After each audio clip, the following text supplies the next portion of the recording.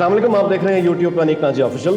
आजकल corona virus तो बहुत ज़ेर बहस है, लेकिन ये कि उससे जुड़ी जो मुश्किलात हैं वो उस हद तक डिस्कस नहीं हो पा रही जितनी उसकी वुसअत है मुश्किलात की। बैरून मुल्क फंसे हुए पाकिस्तानी जो पाकिस्तान आना चाहते हैं नहीं आ पा रहे, इनकी तादाद तकरीबन 60,000 बताई जाती है। राफिया ज़िक्रिया ने आज डॉन में एक बहुत अच्छा आर्टिकल लिखा और उन पाकिस्तानियों की मुश्किलात का जिक्र किया जो मुल्क से बाहर फंसे हुए हैं, और उन पाकिस्तानियों की मुश्किलात का भी जिक्र किया जो पाकिस्तान में मौजूद हैं, बाहर जॉब करते थे और अब वो पाकिस्तान में स्ट्रक हैं। क्या रिलीफ उनको दिया जा सकता है? एक वाक़या जो राफिया ने ही लिखा वो ये था कि एक साहब जो उनके जानने वाले थे वो कनाडा से आए और वो उनके पास टिकट वैलिड है, लेकिन अब एयरलाइन ने उन्हें कहा कि आप नया टिकट परचेज करें, और वो दुगनी तिगनी कीमत पे वन वे ट्रैवल उनको यानी जो है वो प्राइस मिल रही है। सवाल पैदा होता है कि जो टिकट एक रिटर्न वो लेकर आए हैं उसी एयरलाइन का दोबारा से टिकट वो क्यों लें? इस तरह के बेशुमार मसाइल हैं जिस पर गुफ्तगू होगी। मेरे साथ आज दावत मैंने दी है बरतानवी इमिग्रेशन के माहिर, बरतानवी इमिग्रेशन लॉज के माहिर जनाब बिलाल साहब हमारे साथ मौजूद हैं, जो ख़ुद भी यहाँ पाकिस्तान आए थे, लेकिन अब ज़ाहिर फ़्लाइट्स की अदम दस्तयाबी की वजह से ये ख़ुद भी यहाँ स्ट्रक हैं। तो इनकी मौजूदगी से फ़ायदा उठा के हमने ये सोचा कि इनसे गुफ्तगू की जाए ताकि इनसे रहनुमाई लें वो तमाम पाकिस्तानी जो पाकिस्तान में फंसे हुए हैं, और ख़ास तौर पर वो लोग जिनका विज़िट वीज़ा है लेकिन वो एक्सपायर हो रहा है इन दिनों में, तो वो कहाँ जाएँ? इस तरह रेजिडेंट वीज़ा जिनका लगा हुआ है, अगर उनकी कोई डेट्स का प्रॉब्लम है वो कहाँ जाएँ? तो ये गुफ्तगू हम सवाल करेंगे बिलाल साहब से। बिलाल साहब अस्सलाम वालेकुम। जी वालेकुम सलाम। नाजी साहब कैसे हैं आप? ठीक हैं? अल्हम्दुलिल्लाह जी, बहुत शुक्रिया कि आपने वक्त दिया। बिलाल साहब फरमाइएगा कि आप प्रैक्टिस करते हैं बरतानिया में, इमिग्रेशन लॉज आपका फील्ड है, तो ये बताइएगा कि ये जो इस वक्त सबसे पहले तो मेरे ख्याल शुरुआत यहाँ से करनी चाहिए कि किसी का मिसाल के तौर पर विजिट वीज़ा लगा हुआ है और उसकी जो लास्ट डेट्स थी वो ये थी जो गुजर गई या गुजरने वाली हैं, और वो बरतानिया नहीं पहुँच पाया, अब उसका वीज़ा एक्सपायर हो गया है, अब वो क्या करे, कहाँ जाए? अब इसमें नाजी साहब दो किस्म की कंडीशंस हैं बेसिकली। एक तो वो वीजा होल्डर्स हैं जो पाकिस्तान के अंदर ऑलरेडी मौजूद हैं, जो विजिट वीजा के ऊपर हैं, तो जिनका वीजा ऑलरेडी एक्सपायर हो चुका है या होने वाला है। फॉर एग्जाम्पल अभी तक तो आपको पता है कि 31 मई तक कोई फ्लाइट्स वगैरह की अवेलेबिलिटी एज सच नहीं है। तो जिनका विजिट वीजा है, जो स्पेसिफिक वीजा कैटेगरी है विजिट वीजा की, अगर उनका वीजा एक्सपायर हो चुका है पाकिस्तान के अंदर, तो अनफॉर्चुनेटली उनके लिए ये है कि they have to apply again नए वीजे के लिए। वो भी जब हाई कमीशन या पाकिस्तानी जो ब्रिटिश हाई कमीशन है या ब्रिटिश एम्बेसी है, जब वो पाकिस्तान में खुलेगी, जब उनका वीजा प्रोसेस होना शुरू होगा यहाँ पे पाकिस्तान में, तो उन्हें नया वीजा ही अप्लाई करना पड़ेगा। लेकिन कुछ लोग जो विजिट वीजा के ऊपर गए हुए हैं, ऑलरेडी यूके के अंदर मौजूद हैं, जिनका जनवरी 31 के बाद से वीजा एक्सपायर हो चुका है वहां पे और वो वहां पर स्टक है, वहां पर यह है कि गवर्नमेंट ने उन्हें फैसिलिटेट किया है इन द सेंस कि उनका जो वीजा है वो ऑटोमेटिकली एक्सटेंड हो गया है टिल 31 ऑफ मई।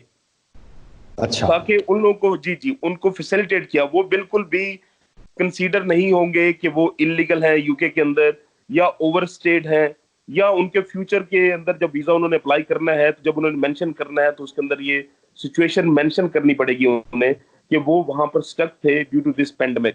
अब उसके अंदर जो जो यूके गवर्नमेंट ने फैसिलिटेट उन्हें करने की कोशिश की है, वो इसलिए कोशिश की है ताकि वो लोग कल को उन्हें बिल्कुल भी किसी किस्म का, फॉर एग्जाम्पल इस तरह आप समझते हैं कि यूजुअली क्या होता है कि अगर आप एक दिन भी ओवर स्टे करें यूके के अंदर, तो आप फिर आपको विजिट वीजा मिलना बहुत मुश्किल, क्या नामुमकिन हो जाता है।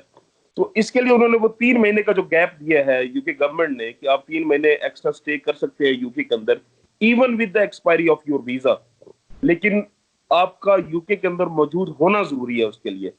अब 31 ऑफ मई तक अगर फ्लाइट्स सेम रहती हैं इसी तरह जिस तरह अभी करंट सिनेरियो है कि फ्लाइट्स अवेलेबल नहीं है, तो हो सकता है गवर्नमेंट उस चीज को एक्सटेंड भी कर दे।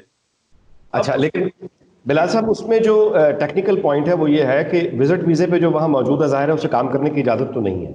बिल्कुल अच्छा, नहीं है सर। अब 3 महीने की एक्सटेंशन तो मिल गई, क्या उस 3 महीनों में वो अपना यानी कुछ काम कर सकता है या कंडीशंस वो ही रहेंगी? कंडीशन सर उसके अंदर वही रहेंगी, लेकिन उसके अंदर एक जो गवर्नमेंट ने फैसिलिटेट किया है वो बहुत जबरदस्त रूट है। फॉर एग्जांपल, एक हस्बैंड वहां पे गया हुआ है अपनी वाइफ से मिलने के लिए, बच्चों से मिलने के लिए, और उसके पास विजिट वीजा है, या इसी सेम स्पाउस यानी मिसेस गई हुई है वहां पे अपने हस्बैंड से मिलने के लिए, अपने बच्चों से मिलने के लिए, उनके पास विजिट वीजा है। अब क्या होता है कि यूजुअली वहां का जो रूल है उसके मुताबिक ये है कि आपको पाकिस्तान वापस आना पड़ेगा अगर आपने स्पाउस वीजा के लिए अप्लाई करना है तो, और यहाँ से आके आपको दोबारा वीजा अप्लाई करना पड़ेगा। लेकिन ये अब गवर्नमेंट ने ये रूल रिलैक्स कर दिया है कि अगर आप ऑलरेडी वहां पर विजिट वीजा के ऊपर हैं और किसी भी कैटेगरी के अंदर आप चेंज करवाना चाहते हैं वो वीजा, तो 31 मई या उसके बाद तक आप वो वीजा चेंज करवा सकते हैं। यानी विजिट वीजा का स्टेटस चेंज होकर स्पाउस में कन्वर्ट हो सकता है। कन्वर्ट हो सकता है, बिल्कुल। तो आपको पाकिस्तान वापस आने की जरूरत नहीं है उसके लिए। और ये बहुत बड़ा फैसिलिटेट उन्होंने करने की कोशिश की है उन लोगों को जो वहां पे विजिट वीजा के ऊपर स्टक हुए हैं। अच्छा, अब ये बताइए कि यानी जब तक आपके ख्याल में हाई कमीशन और ये होम ऑफिस ये कब तक काम शुरू कर देगा, यानी रूटीन रिज्यूम? जी, जो करंट सिनेरियो जा रहा है उसके मुताबिक तो उन्होंने फिलहाल कहा है 15 मई को वो अपडेट करेंगे इस चीज को। अब 15 मई को अपडेट करने के बाद क्या है, आपको पता है कि उसके बाद क्यूज ये बहुत बड़ी बड़ी होंगी, क्योंकि बहुत ज्यादा लोग जो है वो वेटिंग लिस्ट के ऊपर हैं। वो पहले वो इंटरटेन करेंगे उन लोगों को जिन्होंने ऑलरेडी एप्लीकेशन ऑनलाइन मेक की हुई है और जो अपॉइंटमेंट्स का वेट कर रहे हैं। लेकिन अभी तक कोई 100% सर उसकी कोई कंफर्मेशन है सच नहीं है नाज साहब कि कब से उन्होंने इसको रीलॉन्च करना है। जितने भी इनके वीजा सेंटर्स हैं, ये जो भी फिंगरप्रिंटिंग का सिस्टम है, अभी तक उसकी 100% कोई कंफर्मेशन नहीं है। हो सकता है कि 15 मई के बाद भी डेट एक्सटेंड हो जाए, शायद जून के मिड तक चली जाए, लेकिन अभी तक ये कंफर्मेशन नहीं है इसकी। अच्छा, ये जो वीजा अप्लाई करने के लिए गालिबन ये जो टीबी का जो सर्टिफिकेशन है या उसके अलावा ये स्पाउस वीजे के लिए जो होती है, ये विजिट वीजे के लिए भी होती है? आपको टीबी का सर्टिफिकेट लेना होता है? नहीं सर, टीबी का सर्टिफिकेट सिर्फ और सिर्फ उस कंडीशन के अंदर होता है जब वहां पर आप सेटलमेंट के लिए जा रहे होते हैं या किसी वर्क परमिट की बेस के ऊपर जा रहे होते हैं जिसका वहां पे आपका स्टे मोर देन 6 मंथ्स का होता है। अगर वहां पर आप जा रहे हैं then you need TB certificate. और अगर आपने टीबी सर्टिफिकेट वहां पे फॉर एग्जांपल एक दफा सबमिट करवा दिया है अपनी एप्लीकेशन के अंदर, तो दोबारा आपको जमा करवाने की जरूरत नहीं है। लेकिन यहाँ पर करंट पोजीशन क्या है कि अब कुछ लोग हैं पाकिस्तान के अंदर जिन्होंने अपना TB certificate for example last October के अंदर बनवाया था, जिसका मतलब है कि 6 मंथ्स का पीरियड अब लैप्स हो गया है और वो ऑलरेडी इनवैलिड हो गया है। तो अनफॉर्चुनेटली उनके लिए फिलहाल गाइडेंस नहीं है, लेकिन क्योंकि वो लैप्स हो चुका है तो उन्होंने जब उन लोगों ने जब भी फर्दर एप्लीकेशन अपनी मेक करनी है तो उन्हें नया टीबी टेस्ट सर्टिफिकेट चाहिए। अच्छा, अब ये बताइएगा कि इसके जो स्टूडेंट वीजा जिन लोग बच्चों के पास है, वो यहाँ पे कोई किसी से मिलने आया हुआ था या कोई छुट्टियों पे आया हुआ था, उसकी अब स्ट्रक हुआ है, उनकी वो क्या करेंगे? नाजिर साहब, ये इंतहाई इंपॉर्टेंट क्वेश्चन है जो आपने सर रेज किया है। This is very very important, क्योंकि आपको पता है कि जो मोस्टली पॉपुलेशन यूके के अंदर बच्चों की है वो स्टडी करने के लिए गए हुए हैं और ऑलरेडी जो पाकिस्तान आए हुए हैं पाकिस्तान में स्टक हो गए हैं, जो वहां पर है वो वहां पर स्टक हो गए हैं। अब उसमें दो चीजें हैं। पहली चीज है कि होम ऑफिस ने ये रिस्ट्रिक्शन रिमूव कर दी है यूनिवर्सिटीज कॉलेजेस से कि वो अपने स्टूडेंट्स की एब्सेंस को रिपोर्ट करें। पहले क्या होता था कि अगर आपकी एक दिन की भी एब्सेंस है तो आपने रिपोर्ट करनी है होम ऑफिस को कि आपका ये स्टूडेंट जो है वो एब्सेंट है यूनिवर्सिटी से या स्कूल से या कॉलेज से। वो उन्होंने रिस्ट्रिक्शन उनके ऊपर से रिमूव कर दी है। सेकेंडली उन्होंने क्या किया है कि सेम थिंग उन्होंने वर्क परमिट्स के लिए भी की है कि अगर कोई बंदा एब्सेंट है यहाँ से यूके से ऑन द बेसिस के ड्यू टू दिस पेंडेमिक, तो उसके अंदर क्या है कि उन्हें रिपोर्ट करने की होम ऑफिस को बिल्कुल भी जरूरत नहीं है। तो उसके लिए सबसे बड़ा फायदा जो स्टूडेंट्स को वो ये है कि उन्हें बिल्कुल भी वरी करने की जरूरत नहीं है इस चीज के बारे में कि वो उनकी एब्सेंस काउंट हो रही है वहां पे यूके के अंदर या वो पीनलाइज्ड होंगे होम ऑफिस के थ्रू। बिल्कुल भी वरी करने की जरूरत नहीं है, क्योंकि ये क्लियर इंस्ट्रक्शंस हैं होम ऑफिस की कि कोई भी ऐसा स्टूडेंट या कोई भी वर्क परमिट होल्डर जो इस चीज की वजह से एब्सेंस है या काम पर जो इवन जो यूके के अंदर भी है और काम पर नहीं जा सकते, कॉलेज नहीं जा सकते, यूनिवर्सिटी नहीं जा सकते, वो बिल्कुल भी पिनलाइज नहीं होंगे। उनका जो वीजा है वो उसी तरह वैलिड रहेगा।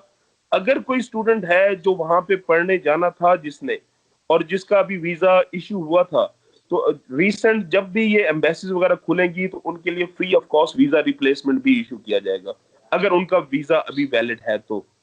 जब वीजा स्टूडेंट को इशू किया जाता है तो 28 डेज का बेसिकली उन्हें वीजा दिया जाता है, सेम जिस तरह स्पाउस को दिया जाता है। तो अब उसमें कुछ सिनेरियो होते हैं जिसके अंदर आपने वहां पे जाके अपना 28 डेज को जरा एक्सप्लेन कर दीजिएगा, 28 डेज का क्या मतलब है? जी जी, 28 डेज का मतलब ये होता है कि बेसिकली होम ऑफिस ने क्या किया हुआ है कि जब आपका वीजा इशू होता है यहाँ से पाकिस्तान से, सेटलमेंट जो वीजाज हैं या जिस तरह स्टूडेंट जो लॉन्ग टर्म वीजाज हैं, विजिट वीजा के अलावा जो विजिट वीजा है वो तो बेसिकली आपके पासपोर्ट के ऊपर वो चस्पा हो जाता है, उसे वो लगा देते हैं, उसके ऊपर वैलिडिटी होती है उसकी। जो बाकी वीजाज हैं उसके लिए जरूरी है कि रेजिडेंट परमिट कार्ड इशू होता है। तो जो जब वीजा आपका इशू होता है इनिशियल पाकिस्तान से या किसी भी कंट्री से, तो आपको 28 डेज का वीजा देते हैं। अब उसका मतलब ये होता है कि आपने 28 डेज के अंदर ट्रैवल करना है, you must have to travel.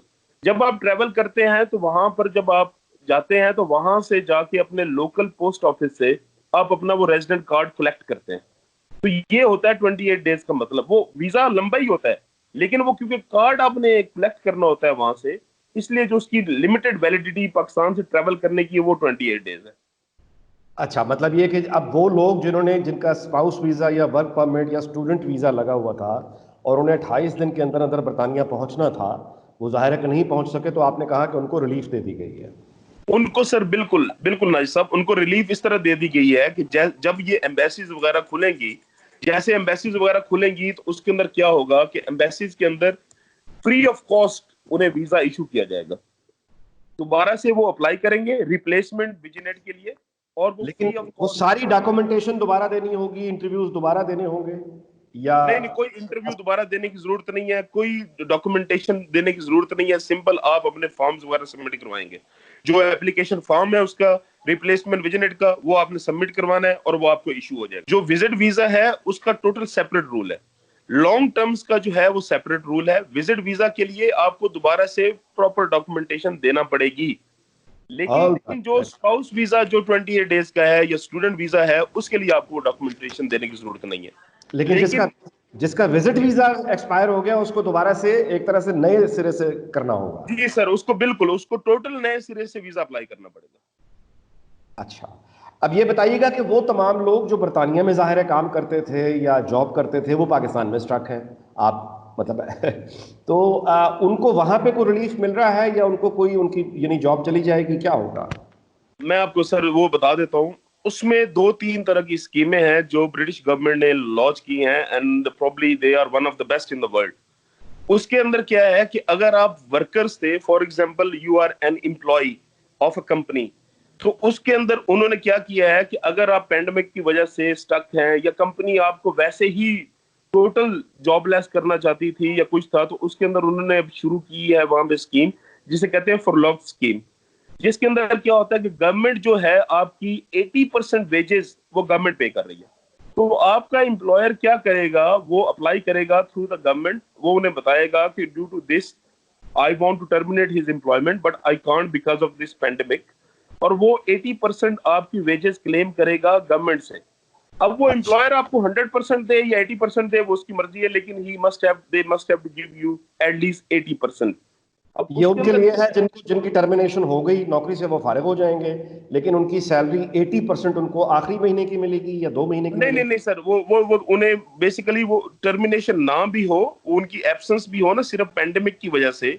For example एक शॉप है वहां पे, शॉप आजकल वहां पे क्लोज्ड है सारी, उन्होंने बंद की हुई है according to the government instructions. अब जो वहां के शॉप के वर्कर्स थे, जाहिर बात है वो जॉबलेस हो गए हैं और उनके पास जॉब नहीं है, उनके पे वगैरह नहीं आ रही थी। तो गवर्नमेंट ने उसको काउंटर करने के लिए क्या किया है कि उन्होंने एम्प्लॉयर्स को कहा है कि आप इन्हें नौकरी से फारिग नहीं करेंगे, क्योंकि हम 80% वेजेस आपको कंटिन्यूसली देते रहेंगे फॉर द नेक्स्ट 4 मंथ्स। पहले उन्होंने 3 मंथ्स का कहा था और अब उन्होंने 4 मंथ्स का कर दिया है। उसकी लिमिट जो मैक्सिमम अमाउंट है वो है 2500 पाउंड। फॉर एग्जाम्पल आपकी इनकम 10,000 पाउंड भी है महीने की, तो आपको मैक्सिमम लिमिट जो है वो 2500 पाउंड ही मिलेंगे। अगर आपकी 1000 पाउंड है इनकम तो आपको 800 पाउंड मिलेगा, आपकी 2000 पाउंड इनकम है तो आपको 1600 पाउंड मिलेंगे। तो इस तरह करके 80% जो है वेजेस वो आपको मिलती रहेंगी। तो ये है सर बेसिकली जो एम्प्लॉय है जो बेसिकली आपके पे रोल के ऊपर है, उनको फैसिलिटेट करने के लिए, ताकि कोई बंदा बेसिकली जॉब से फारिग ना हो। ताकि अच्छा, वो जॉब्स भी जी जी उस तरह रहे।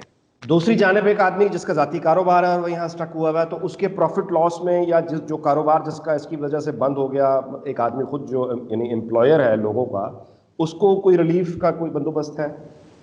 उनके लिए सर डिफरेंट काइंड्स की, जो जिसका जाती कारोबार है उसके अंदर 2-3 कैटेगरीज आती हैं। पहली कैटेगरी वो है जो सेल्फ एम्प्लॉयड पर्सन है। फॉर एग्जांपल एक कंसल्टेंट है जो वहां पे बैठा है अपने घर के अंदर, और वो एक साइड पे जा रहा है, दूसरी साइड के ऊपर जा रहा है, वो अपनी इनवाइस करता है, वो उसे उसको उसकी जो इनवाइस है उसे पे हो जाती है, यानी उसे कहते हैं कंसल्टेंट, या उसे फ्रीलांसर जिसे हम कहते हैं अपनी जुबान के जी, अंदर, एक वो बंदा है।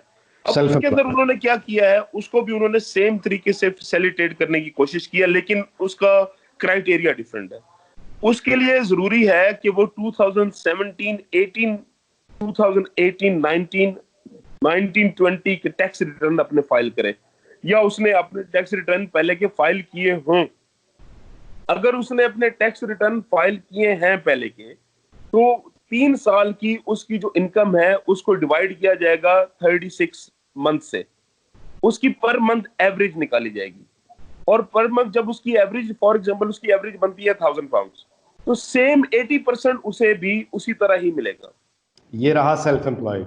ये सर इसे, क्योंकि इसके 3 साल की वो कैलकुलेशन करेंगे, 3 साल की कैलकुलेशन करने के बाद एवरेज मंथली निकाल के फिर उसकी इनकम को कंसिडर किया जाएगा कि उसकी इतनी इनकम है। लेकिन हमारे पाकिस्तानी जैसे आमतौर पे वहाँ पे किसी का रेस्टोरेंट है, किसी का यानी खाने पीने का कारोबार है, उसको उन लोगों का क्या बनेगा? अब जिसका कारोबार है सर, उसके अंदर 2-3 स्कीम्स हैं। पहली स्कीम ये है कि एक है स्मॉल बिजनेस ग्रांट्स। जो स्मॉल बिजनेस ग्रांट्स हैं उसमें 2 कैटेगरीज हैं, जिस एक उसके अंदर हॉस्पिटलिटी आ जाती है, स्मॉल रेस्टोरेंट्स आ गए, जिस तरह स्मॉल रिटेल शॉप्स आ गई। तो ये जो चीजें हैं उनके लिए बेसिकली उन्होंने 10,000 टू 25,000 पाउंड की ग्रांट रखी है, जो आपने वापस पर नहीं करनी। शॉप, पर बिजनेस? पर बिजनेस, पर शॉप। अगर आपकी 2 शॉप्स हैं तो आप दोनों का क्लेम कर सकते हैं। अब उसके अंदर क्या उन्होंने क्राइटेरिया सेट किया है कि अगर आपका, वहां पर क्या होता है कि वहां पे बिजनेस रेट्स होते हैं, आपके एनुअली आपको बताया जाता है कि इतना आपने बिजनेस रेट, आपने बिजनेस टैक्स देना है। तो अगर आपकी 15, आपका एनुअल जो बिजनेस रेट है वो 15,000 पाउंड से कम है, तो आपको जो ग्रांट मिलेगी वो मिलेगी 10,000 पाउंड की। अगर 15,001 है या अबव है उससे, तो आपको ग्रांट मिलेगी 25,000 पाउंड। और अच्छा, प्लस उन्होंने, गवर्नमेंट ने क्या किया है कि उन्होंने आपके जो बिजनेस रेट्स हैं फॉर द नेक्स्ट ईयर, वो भी उन्होंने आपको रिलीफ दे दिया है। कुछ बिजनेसेस को अगले 3-4 महीनों का उन्होंने रिलीफ दिया है। या आपने अपने वैल्यू एडेड टैक्स के रिटर्न सबमिट करवाने थे, वो भी उन्होंने 3-4 महीने की फर्दर डेडलाइन उन्हें दे दी है। तो आपको, जो आपके ऊपर एक एक बिजनेस के ऊपर जो छोटा मोटा बोझ होता है, तो गवर्नमेंट ने कोशिश की है कि वो कम, जितना कम हो सकता है उसको वो रिलीफ दिया जाए।